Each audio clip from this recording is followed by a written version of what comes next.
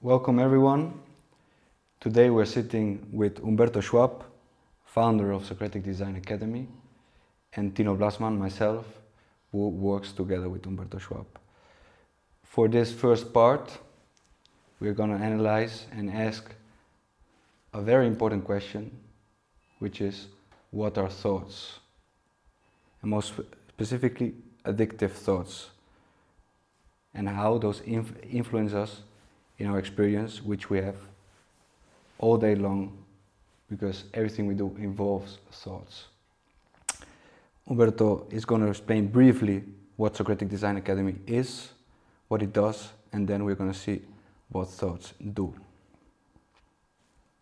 Okay. Well, as a physicist and philosopher, I developed the Socratic Design methodology, which is a philosophy and a practice, as a theory and a practice, and it tries to explain why we are in such a mess that we are in, and we are repeating the same mess again, over and over again. So people say we are back in 1920, before Second World War II, again in fascism, embracing.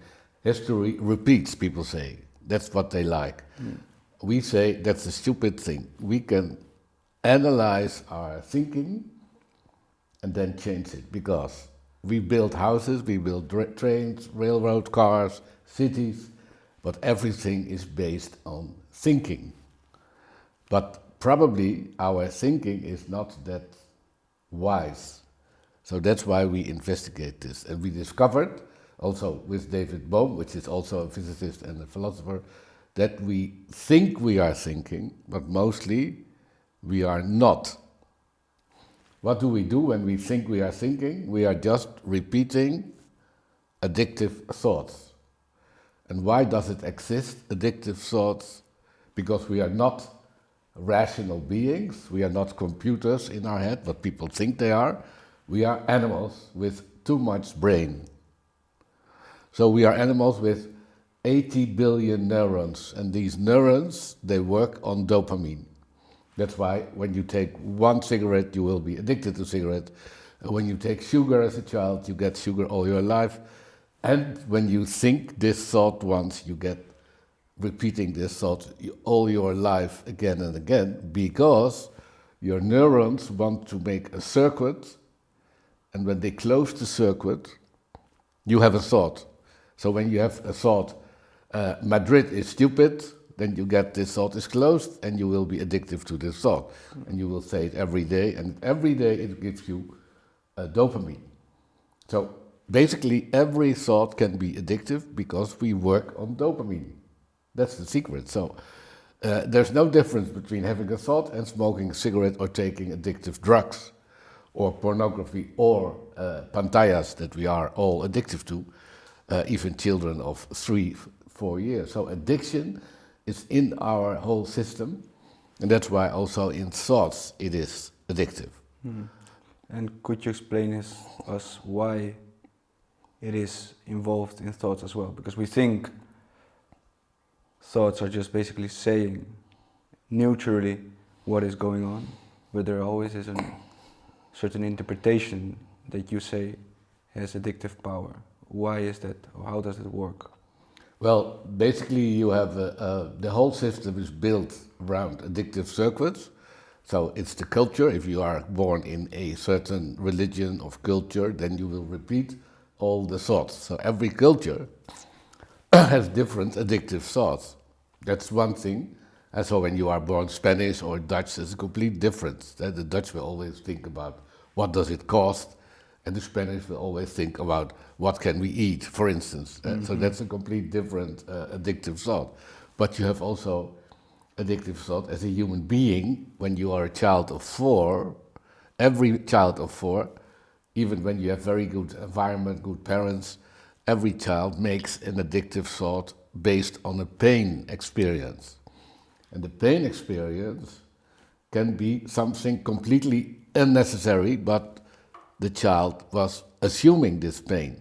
So the child sees somebody looking at it, looking a little bit angry, and then the child feels guilty. And it can feel, this guilty feeling can be an addictive thought. Or when the teacher say, you are very stupid, you didn't done well enough, then the child will have the addictive thought, I am stupid, or I'm not good enough. And these painful thoughts are always get addictive in our system, because pain gives more dopamine than enjoyment, because pain has to do with survival. And so animals have a lot of pain, dopamine when they see a tiger, because that gives them survival spirit, to have this pain feeling.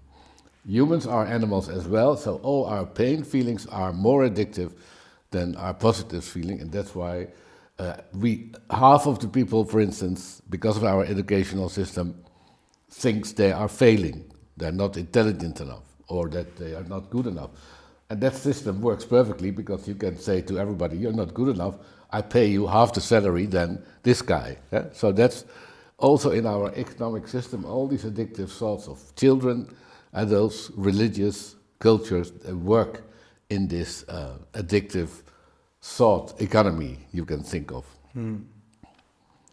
And could you specify, because you say that we have those thoughts imprinted in us through pain, but at the same time they give us dopamine. But how does exactly that work? You say in culture, but also personally. How does that work? Well, we go back to an animal. For instance, all animals have the same neurosystem, so we have a lot of neurosystem, and a neurosystem is basically a circuit of electric wiring. And when these wiring are closed, they give dopamine. That's the whole function. And what is a wiring? It can be a look of something, a feeling, a touch. It can be a stomach feeling. It can be a word. When it is closed, for instance, a tiger, then it gives this dopamine, because this is a fearful experience. But again, in evolution, the evolution has to give you more dopamine when it's important to survive. So most important pain feelings are giving more dopamine than nice feelings, because the nice feelings are not necessary for survival. I have to be aware when I can be attacked.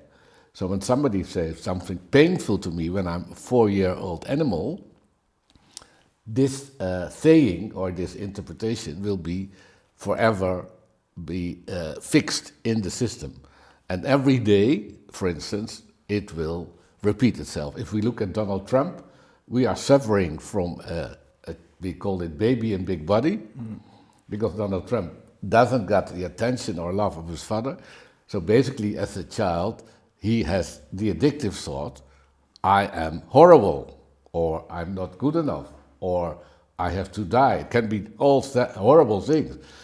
But the child, of course, has this addiction every day, but it will transform it into, you can say, a sort of mask, an armor, and this armor in, for instance, Trump is, I'm wonderful, but the essence is, I'm nothing.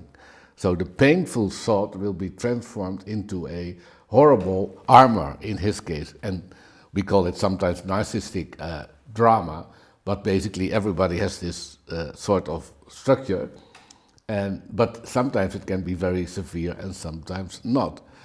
But for instance, a lot of people feel they are not sufficient, so they work themselves to death, they get burned out in their work, because even at 5 o'clock they feel I'm not sufficient, so they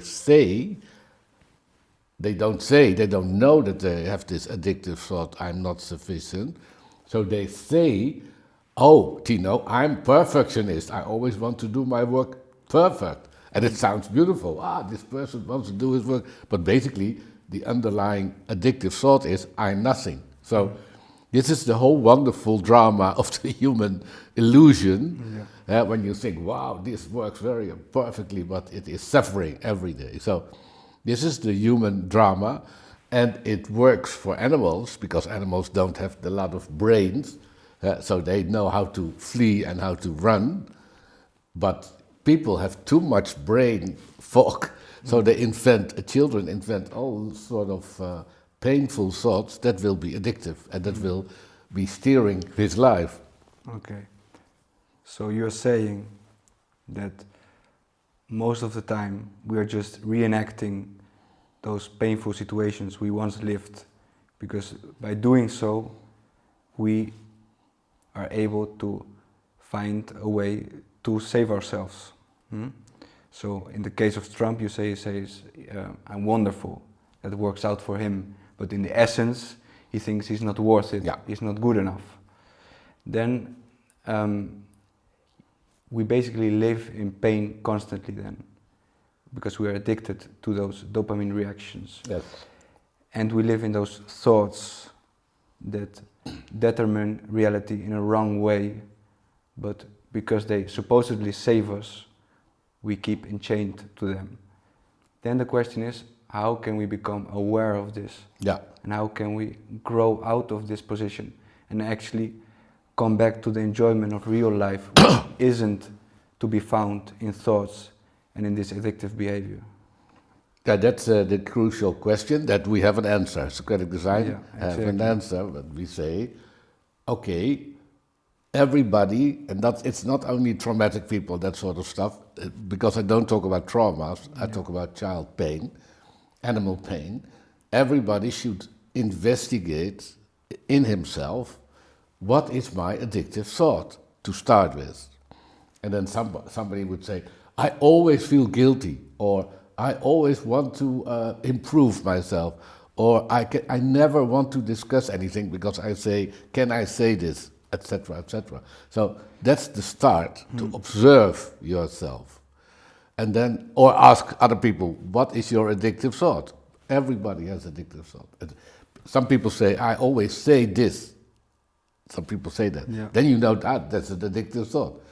So that's one way to find out. But the other way is to go in your childhood and to go into the experience of the 4-year-old and then try to imagine the room, the walls, the color, the sensorial experiences, and then you will come up with the real pain and not the armor, not the fantasized counter story that you have, like Trump is the counter story, I'm wonderful, I'm the best in the world. It's a drama of the whole world. We can get a nuclear war because this baby of 4 didn't get attention. So, but if he goes back to his childhood, he will see the horror and the sadness of not getting the attention of the father.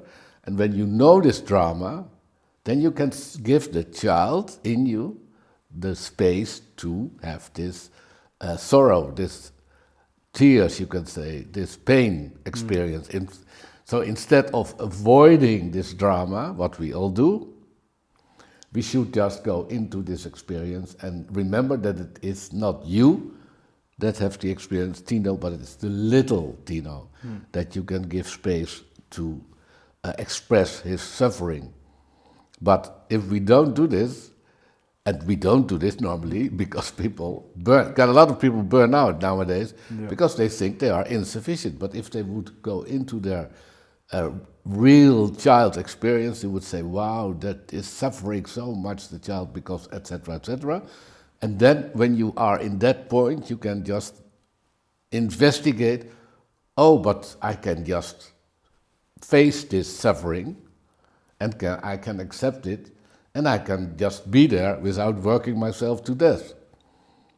So that is you can say, the real human experience in your internal feeling. So we have a sort of distance between the real feeling and our armor. And the challenge is for Socratic Design to get people to make peace with the child's pain and then discover, okay, they made an interpretation and we can comfort the child and then live without the force of denying this pain. And you, well, us at Socratic Design Academy bring people back to this actual feeling which isn't enslaved to thoughts, by bringing people back to pain and by dialogues. And could you explain more about how you can bring people back? What is the route? You say you can observe your thoughts, or you can write down your childhood and come back. But the question is, how does someone become aware, and how do you apply this at governance, at businesses, at universities, at all kinds of institutions? How do you bring this new form of understanding and actually thinking, instead of being forced to thoughts only from the past, thoughts, as the word says? How do you bring this to the people you work and we work with, currently also in the city of Amsterdam mostly? What is your way and what is your method to actually push people to their real experience instead of their fantasy? Yeah, well, I don't know if we have time to get all the methodology, but basically it's investigate your narrative. On a personal level, we have a methodology for that. We have a methodology to investigate as a group your narrative. So you can say, what is the narrative of the Amsterdam culture, or what is the narrative of the Barcelona culture? We can investigate what does the people in a company, what are their addictive thoughts? Why don't they not listen to one another? So one of the most important aspects of our methodology is to realize that people cannot listen. And when we start having this disciplined listening, then people will realize, wow, we are just working automatic pilot in this direction, and we change the whole, you can say, thinking, which is horrible, because this thinking was based on child pain, and it was based on several philosophical assumptions. I think we're going to talk about in a later. Yes, right. But we will redesign the whole thinking process, and basically in a dialogue, we get people into the experience of the emerging collective embodied intelligence, and that is new for them, because people assume that they think in their lonely self, in their lonely head. And in your head you cannot think in yourself because you always think together, but people don't realize it. And when we practice this, you get freed from your Trump trauma, let's put it that way, from your baby in big body. So we free people from this addictive baby in big body, and it can be on one person scale, a school, a university, a business, or it can be a whole district. And then we have, in Amsterdam, we have like 180 cultures, and then we mix them, and people gonna realize, wow, I'm from Ghana, that's this addictive thought, I'm from Amsterdam, this addictive thought, and so on and so on. So basically, it's quite a revolutionary method, a dangerous method, you can say, because you will discover who you are. But the essence is that between the bigger culture and the bigger politics and yourself is one straight connection. And if you discover yourself and analyze yourself, you can also basically transform the whole world. So the secret is know yourself and you know the whole world.